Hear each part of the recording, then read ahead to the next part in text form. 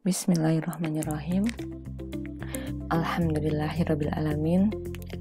Allahumma sholli ala Muhammad wa ala ali Muhammad. Rabbi zidni ilma warzuqni fahma. Alhamdulillahirabbil alamin. Kita akan membahas tentang pengujian hipotesis. Teman-teman sudah terlebih dahulu mencatat tentang beberapa poin yaitu tentang pengertian hipotesis, kemudian apa itu uji hipotesis satu arah, dua arah, dan contoh soal. Hipotesis merupakan pernyataan mengenai nilai parameter populasi yang dimaksudkan untuk pengujian. Ini hipotesis dalam konteks statistika. Jadi dalam konteks statistika, hipotesis itu adalah suatu pernyataan. Pernyataan tentang apa? Tentang suatu nilai dari populasi. Misalnya adalah kita ingin meneliti di sini contohnya populasinya apa? Populasinya adalah mahasiswa semester 6 ekis. Kemudian nilai parameternya apa? Nilainya adalah IPK yaitu 3,75. Ini yang akan kita uji. Ini adalah suatu pernyataan dan akan kita uji apakah betul rata-rata IPK mahasiswa semester 6 ekis itu tidak kurang dari 3,75. Nah, dalam pengujian hipotesis itu kita concern ke pengambilan sampel. Jadi anggaplah saya tuh nggak bisa mengakses nilai rata-rata IPK seluruh mahasiswa semester 6. Jadi saya akan sampling sekian orang dari mahasiswa semester 6. Nah, maka populasinya adalah mahasiswa semester 6. Lalu nilai parameternya adalah 3,75 dan ini akan saya uji apakah benar nilai IPK-nya sekian.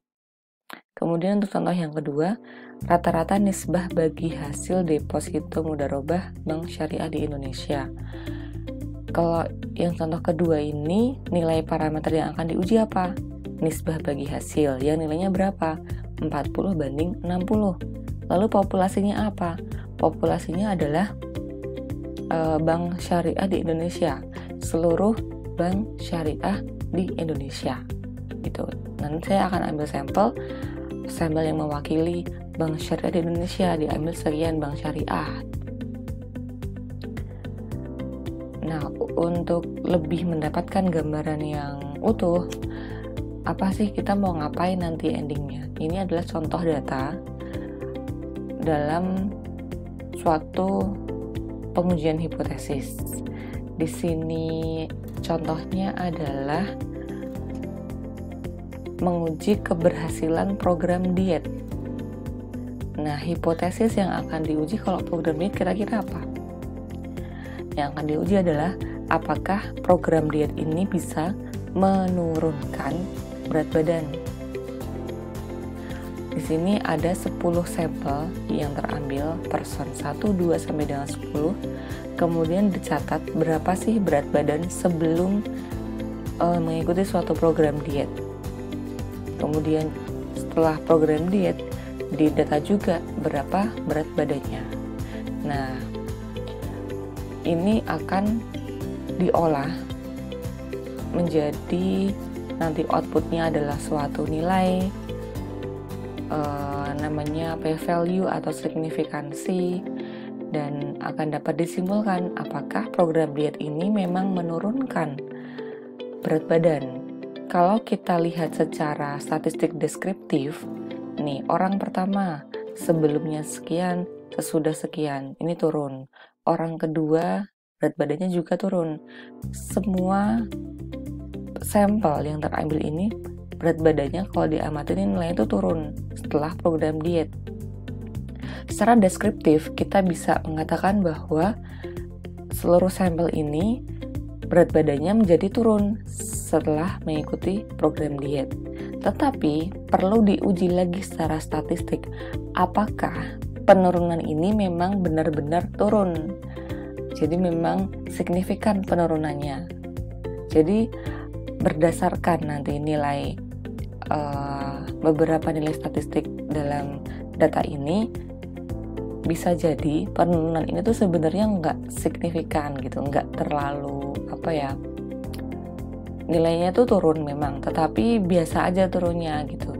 Nah, dalam statistika ada uji hipotesis untuk menguji apakah signifikan nggak gitu. Nah, ini contoh kalau di SPSS. Jadi gini, uji hipotesis tuh di berbagai alat analisis tuh ada. Salah satunya adalah di uji T.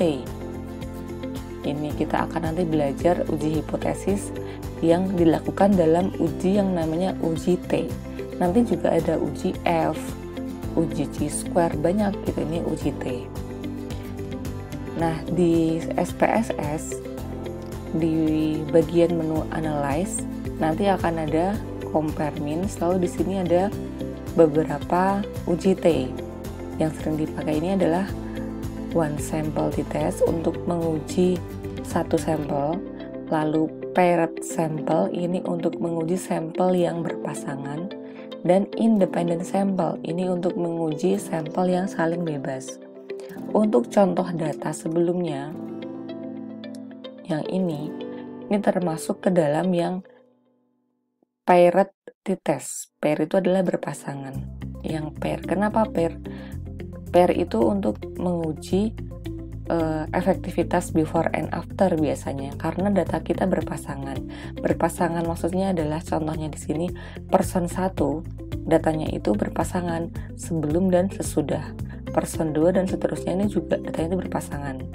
Berpasangan dalam artian satu person itu didata sebelum dan sesudah. Nah, ini berpasangan. Kemudian karena di sini saya nggak pakai SPSS ya, karena waktu pertemuan terakhir dulu ada banyak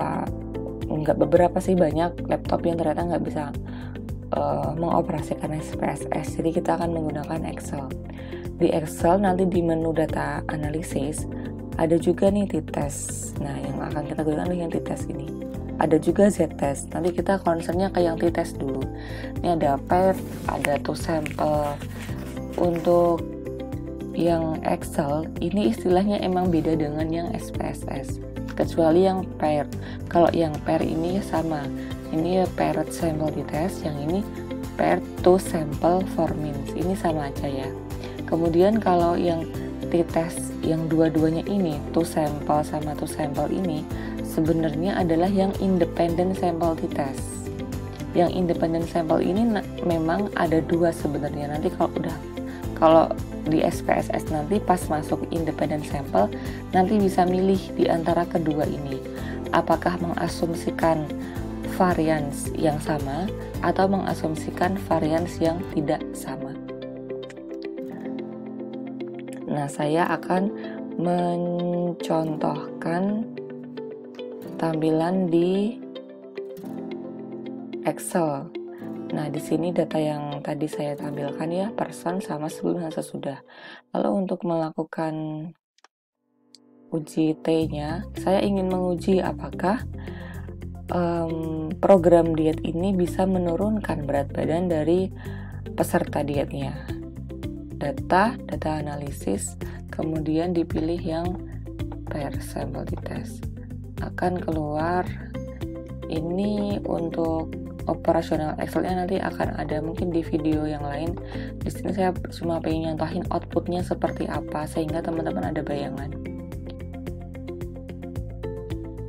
Ini adalah output dari uji T yang sudah dilakukan. Nah, ada beberapa istilah yang muncul yang akan kita pelajari. Nih, variabel 1 merupakan sebelum, variabel 2 adalah sesudah. Kemudian ini rata-ratanya, rata-rata sebelum ini berat badannya adalah 80 dan sesudah adalah 64,8. Nah, ini yang istilah yang penting untuk dicatat adalah yang ini yang kita akan pelajari. Ada istilah one tail, lalu ada istilah two tail. One tail itu merupakan uji hipotesis satu arah, dan two tail adalah uji hipotesis dua arah. Lalu di sini ada istilah P dalam kurung T kurang dari sama dengan T. Lalu ada di sini T critical one tail. One tail sama two tail. Nah, untuk PT kurang dari T ini merupakan istilahnya adalah p-value uji hipotesis. Lalu T critical adalah nilai T hitung, atau istilah lainnya adalah nilai T kritis. Nah, lalu ada lagi istilah DF. DF di sini adalah degree of freedom, kepanjangannya, atau bahasa Indonesia adalah derajat bebas. Nah, ini adalah istilah-istilah yang perlu nanti akan kita pelajari yang muncul dari sini.